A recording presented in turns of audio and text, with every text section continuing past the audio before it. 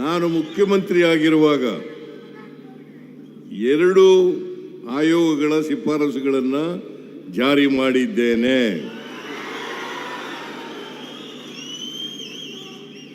ಒಂದು 6ನೇ ವೇತನ ಆಯೋಗದ ಶಿಫಾರಸುಗಳು 2018ರಲ್ಲಿ. ಅದಾದ ಮೇಲೆ ಈಗ 2024ರಲ್ಲಿ 7ನೇ ವೇತನ ಆಯೋಗದ ಶಿಫಾರಸುಗಳನ್ನು ಜಾರಿ ಮಾಡಿದ್ದೇನೆ.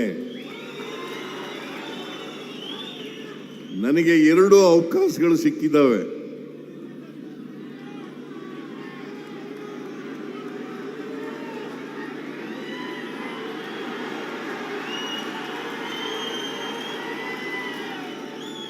ನಾನು ಮರ್ತಿದ್ದೆ, 3 ಅವಕಾಶಗಳು ಸಿಕ್ಕಿದ್ದಾವೆ.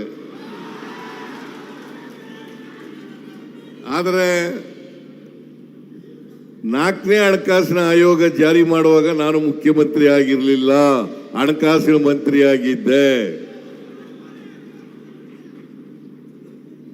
ಜೆ.ಎಚ್. ಪಟೇಲರು ಮುಖ್ಯಮಂತ್ರಿ ಆಗಿದ್ರು, ಆದರೆ ನಾನು ಹಣಕಾಸಿನ ಮಂತ್ರಿ. ಆಗ 4ನೇ ಹಣಕಾಸಿನ ಆಯೋಗದ ಶಿಫಾರಸುಗಳನ್ನು ಕೂಡ ಜಾರಿ ಮಾಡಿದ್ದು ಭೈರಪ್ಪನಿಗೆ ಗೊತ್ತಿದೆ. ಭೈರಪ್ಪ ಉಪಾಧ್ಯಕ್ಷನಾಗಿದೆಯಲ್ಲ,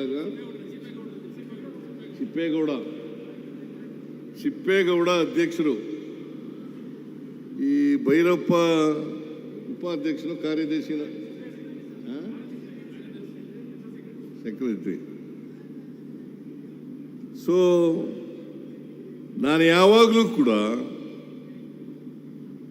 ಸರ್ಕಾರಿ ನೌಕರರ ಪರವಾಗಿರುತ್ತೇನೆ ಅಂತಕ್ಕಂಥ ಮಾತುಗಳನ್ನು ಹೇಳಲಿಕ್ಕೆ ಬಯಸ್ತೇನೆ. ಸರ್ಕಾರಕ್ಕೆ ಹೊರೆಯಾಗಬಹುದು, ಯಾಕೆಂದ್ರೆ 6ನೇ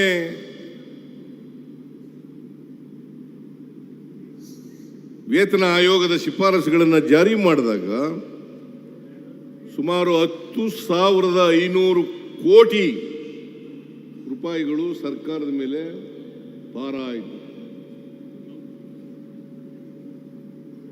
ಈಗ 7ನೇ ವೇತನ ಆಯೋಗದ ಶಿಫಾರಸುಗಳನ್ನು ಜಾರಿ ಮಾಡುವಾಗ ಸುಮಾರು 20,000ಕ್ಕೂ ಹೆಚ್ಚು ಕೋಟಿ ರೂಪಾಯಿಗಳು ಸರ್ಕಾರಕ್ಕೆ ಹೊರೆಯಾಗ್ತದೆ. ನಾನು ಇದನ್ನು ಹೊರೆ ಅಂತ ಹೇಳಕ್ ಹೋಗಲ್ಲ, ಯಾಕಂದ್ರೆ ಸರ್ಕಾರ ಅಂತಂದ್ರೆ ಬರೀ ಮಂತ್ರಿಗಳು, ಮುಖ್ಯಮಂತ್ರಿ ಅಷ್ಟೇ ಅಲ್ಲ, ಚೀಫ್ ಸೆಕ್ರೆಟರಿ ಅಷ್ಟೇ ಅಲ್ಲ, ನೀವು ನಾವು ಸೇರಿದಾಗ ಮಾತ್ರ ಸರ್ಕಾರ ಆಗಲಿಕ್ಕೆ ಸಾಧ್ಯ. ನಾವು ನೀವೆಲ್ಲರೂ ಕೂಡ ಈ ರಾಜ್ಯದ ಜನರ ಹಿತವನ್ನ ಕಾಪಾಡಲಿಕ್ಕೆ ಇರ್ತಕ್ಕಂಥವರು. ಸಮಾಜದಲ್ಲಿ ಯಾರು ಅವಕಾಶಗಳಿಂದ ವಂಚಿತರಾಗಿದ್ದಾರೆ,